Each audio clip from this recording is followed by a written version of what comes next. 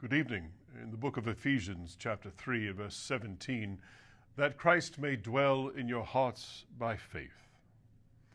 Beyond measure, it is desirable that we, as believers, should have the person of Jesus constantly before us, to inflame our love towards him and to increase our knowledge of him. I would to God that my readers were all entered as diligent scholars in Jesus College, students of Corpus Christi, or the body of Christ, resolved to attain unto a good degree in the learning of the cross.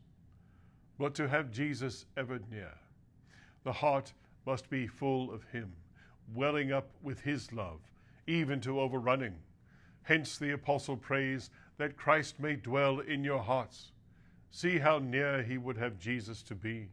You cannot get a subject closer to you than to have it in the heart itself, that he may dwell. Not that he may call upon you sometimes as a casual visitor enters into a house and tarries for a night, but that he may dwell, that Jesus may become the Lord and Tenant of your inmost being, never more to go out.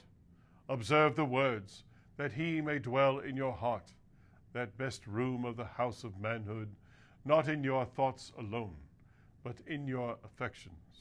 Not merely in the mind's meditations, but in the heart's emotions.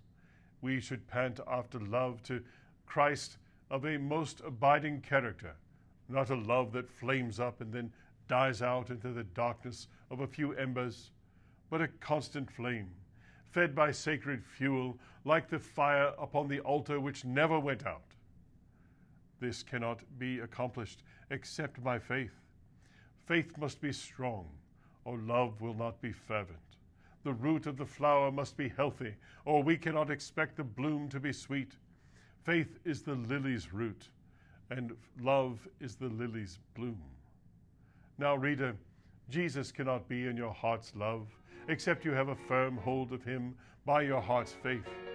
And therefore pray that you may always trust Christ, in order that you may always love him. If love be cold, be sure that faith is drooping.